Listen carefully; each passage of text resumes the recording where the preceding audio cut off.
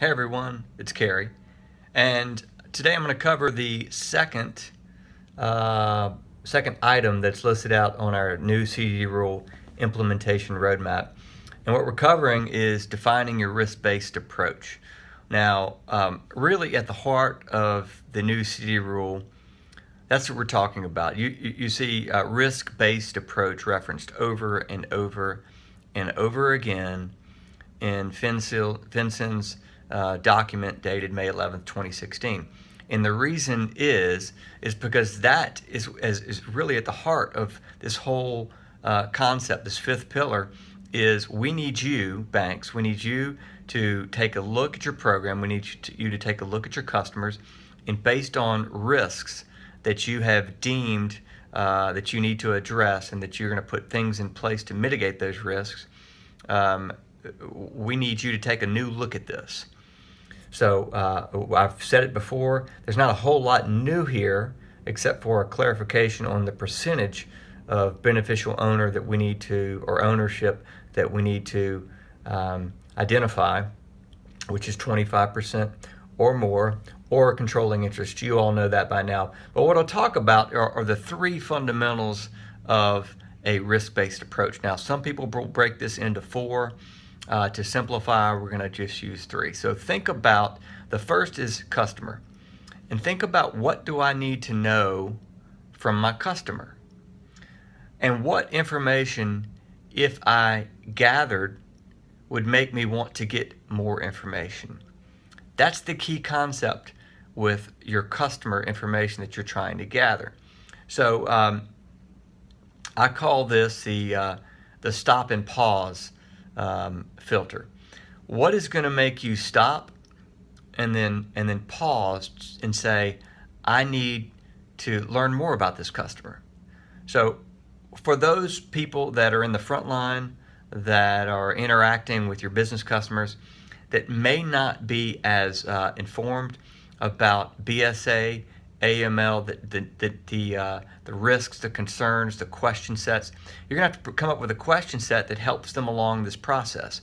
So think about this. Think about your customer question sets in three different ways, and just think of them as filters, okay? The first filter, think of it as a very wide filter. This is basic information that you're going to gather, you're going to collect, you're going to collect probably on every single customer. There's nothing alarming here. However, if you learn that the customer does not want to just open up a checking account individual, they have a business, then you start asking questions about the types of business, and you get into a second layer, which is a second filter. I've drawn a very crude example of this, but you can see a 1 is very wide filter, 2 a little bit more, and 3 is where you want to have a very tight filter. Those filters represent the information that you want to collect. So the tighter the filter, the more information that you want to collect. And the way that you know which filter you need to use is based on the questions that you have developed to ask your customers. So that is the first thing to think about. The second is country. And country, for many of you, you probably think, well, country's not something that I have to worry about. We're a local bank, we're a community bank, we don't really do stuff internationally. I understand that, but think about this. Think about a farmer that farms sugarcane. And does that farmer sell locally, or does that farmer sell internationally? If they sell internationally, you have an entirely different question set that you need to ask. Who do they sell to? What are the customers they sell to? Are those countries where you should be concerned about illegal activity that is... I'm sorry for that blip in the video. I'm picking back up. I was talking about country risk. Do this. When I was explaining about sugarcane farmers and if that farmer in fact ships the product to a country that is a high-risk country. But when you go to collect information on beneficial owners, now you're thinking about their ties to those same countries. So as you learn information about the customer, also learn information about the beneficial owners and their potential ties to illegal activities in countries. And I don't really need to go into too much detail on this, because all you have to do is Google farmer money laundering, and you'll get some pretty shocking examples. One example is a farmer who in Oklahoma was raising quarter horses. This individual was originally from Mexico, or maybe I think it was Colombia, but they had he was tied to a drug cartel. Two of his brothers were very well known as illegal activity.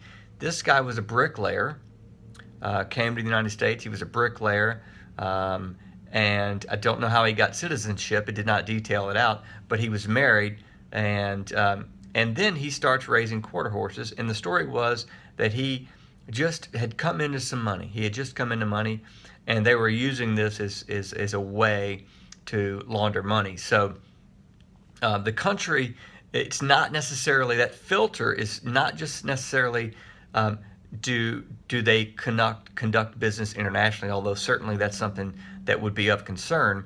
But as you learn about beneficial owners, where are their ties, and do they have relations with countries that would cause you concern? If so, obviously you're going to collect additional information. And then lastly is your products and services. Now, what you want to do is first you want to use the first filter, which is customer, the second filter, which is country risk, and then you want to look at those two and apply that to your third filter, which is products and services. So based on the customer, based on any country risk that you might have identified, what are the mix of products and services that that customer wants to utilize? How are they going to utilize those?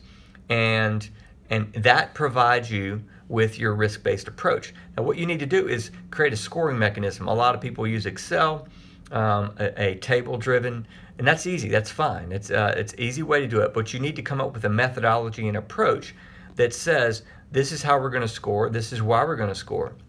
So as you think about your scoring and your risk-based approach, at the end of the day, the information that you gather provides context for your customer, provides context for the transactions that you monitor. And that is critical for mitigating your risk. Think about this. Without a risk-based approach, you're collecting information. It might go into a silo, and then on the back end, you're doing transaction monitoring, and you're seeing these activities, but without context, without a story, without a customer profile, you're really not doing much to add value to the process. So that is the purpose of defining your risk-based approach. I hope this is helpful. Next week, we're going to be talking about your methodology and use for your customer risk profile. So I hope this is helpful. Again, we're going to post all of this. If you download the implementation roadmap, each week we're going to be adding content around each of the projects that you need to do. There'll be a video, there'll be research. We're going to make that accessible. So as you have downloaded, if you keep coming back to the download, there'll be new uploads to the projects to help you work through those projects, identify those, and communicate those to the board of directors and your executive team. So thanks for watching, and I'll be in touch later next week. Thank you.